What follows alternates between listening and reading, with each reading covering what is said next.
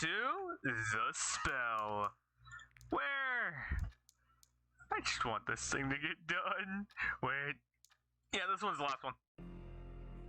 Still way too loud in my headset. Like, god dang it. Yeah, I know. I'm decreasing the sound of my headset. Don't judge me.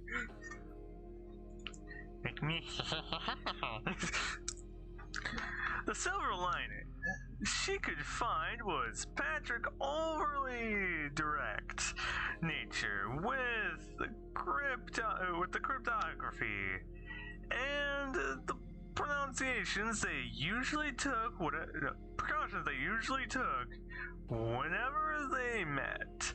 She would be surprised if the police didn't know about their relationship. Well, we already got to know the answer. No. Who could have done something like this? Who could have? I could list down options. She was now shaking.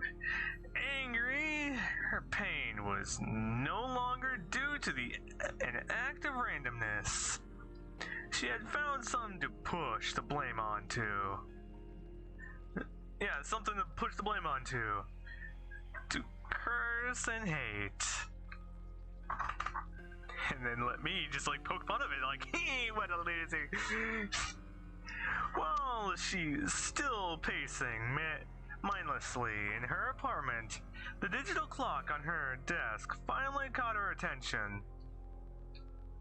She had to stop thinking about it, or else she would not be able to face her students in an hour's time. Time to bring up options that you don't want me to bring up. She took a couple of deep breaths, finished what was left of her coffee, and started preparing for a long day of work. I know that pain. I sadly know that pain. Don't tell me I don't. I do. She was smoking at the back of the school 5 minutes before the start of class. More than a week ago, she had suddenly taken up a bad habit, unable to face her students without decompressing a bit. And she once thought she could do without it. And now you need it. Sorry. So sorry. I will stop them all later. Her mind was especially clouded today. All because of that stupid article. She took Patrick's lighter out of her purse mechanically and looked at it. It's empty. It looked at it emptily. Not like that's gonna really start a flame. Earlier today, she got rid of the cell phone he gave her because she didn't want to take any chances with the police. But she still couldn't get rid of his lighter. It was the only thing left of him after all. Okay, getting rid of the phone was a smart decision. I don't care what you say. Getting rid of the phone was a smart decision. Patrick. A murder. Was it real? Was it the cold hard truth? She didn't want to think it true, but the police were really wrong with those things, and she could do nothing to help.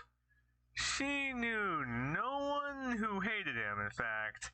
She knew none of Patrick's friends or family at all, except maybe his wife. A face popped into her mind. A man. What was his name again? Then, out of nowhere, the door next to her opened. A tall, lean man man was behind it. A smiling but still kinda scary looking man. Is it our man Steve? Oh, so Steve! What are you doing here? Pulls away the knife. She had Patrick's letter behind her back. She was surprised to see she could think straight in this kind of situation. As I'm failing words consistently, like what the hell? What are you doing here? Searching for a job. That's right, Steve. That's the name of the mysterious man who became Alos's guardian. What could he possibly be doing here? Roxanne, what a pleasant surprise. To tell you the truth, I had to take a breath of fresh air. I have a job interview in 5 minutes or so. What? Here? Yes? Oh shit. No! No, I don't want that! Why did you do that to me? She couldn't hide her surprise. Of all the places he could be working. Talk about a coincidence. Yay. Yeah. What else is there? That's great! It's for the senator job. One of them quit on us 2 days ago. After some kids first spilled milk at him.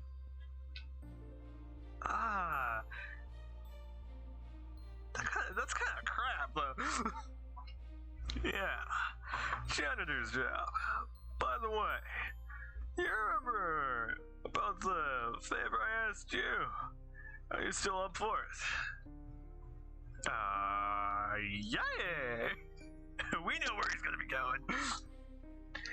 There it is. She's been appreciating this moment. Yeah, appreciating this moment.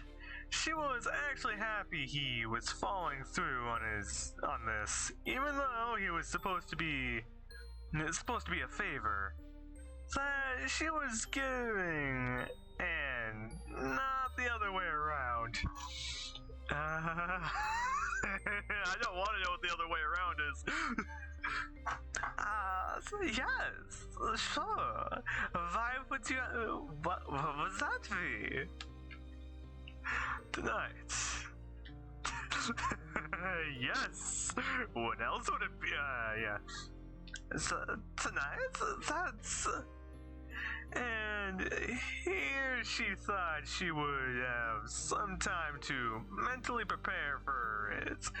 What is she going to talk about with Alos? Should they watch a movie together? And what about dinner? At what hour is this? So anyway, this is gonna be entertaining. Please, I know you want. In which way? Sire? Also, alright, fine. But I won't forget about that debt. I am a stingy person, you know. She just pulls out the ruler. Don't worry. Dear God. That was so like her. Hiding her excitement like that by being playful.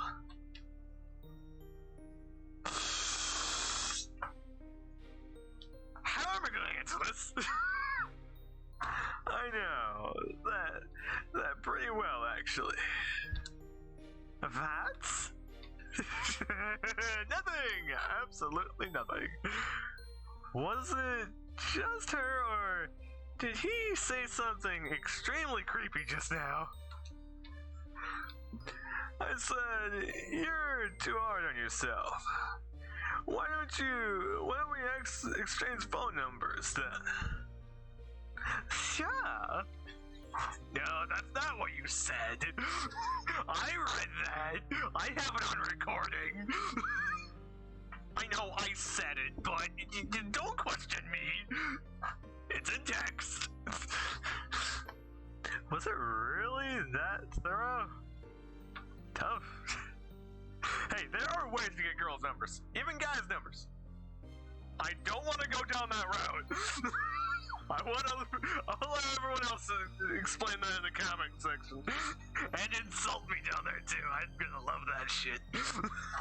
Feed me. In the middle of the exchanging numbers, the bell rings. Oh no, I'm late. Oh wait. I got to go. She said, her mind already inside her classroom. 5:30, alright. I'll mail you the address. Alright. And now the entertaining part.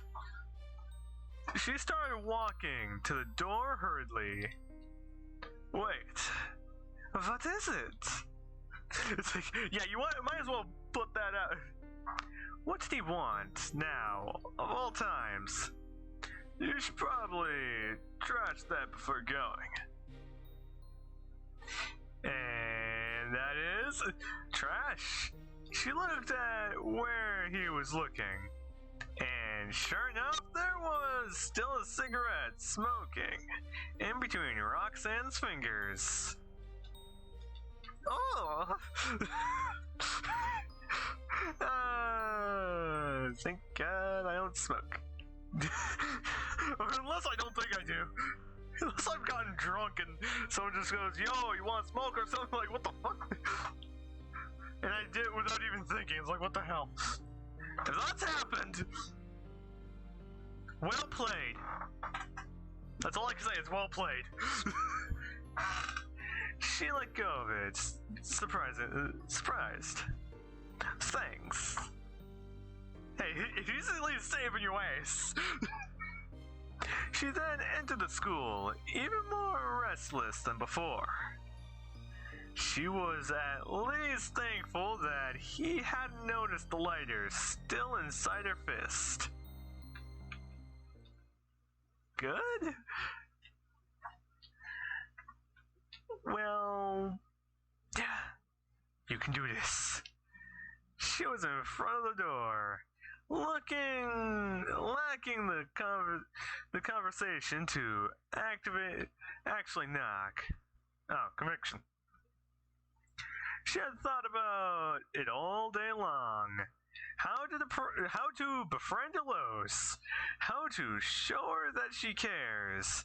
She knows it's something that should come naturally, but even still, she was hesitating to take the step forward. She was scared of being hated. Yo, people are gonna hate what they hate, man. Obviously, you would think that Roxanne would be especially good with children since she's always around them.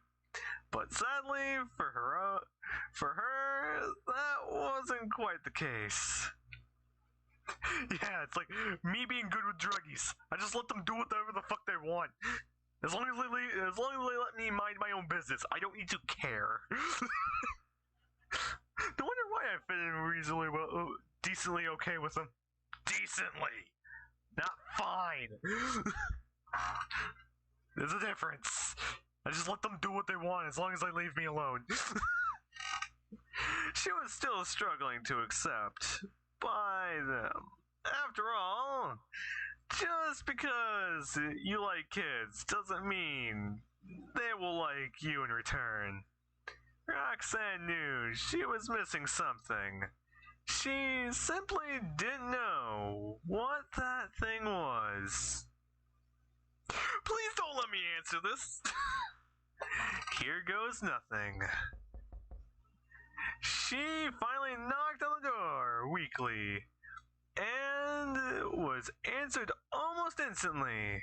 It was as if she was waiting in front of the door the whole time. he's like, "So, how you doing?" Roxanne. Hello? How are you doing, Steve? Steve exclaimed with excitement. So, you did make it after all. And with that, I'm gonna end the episode here.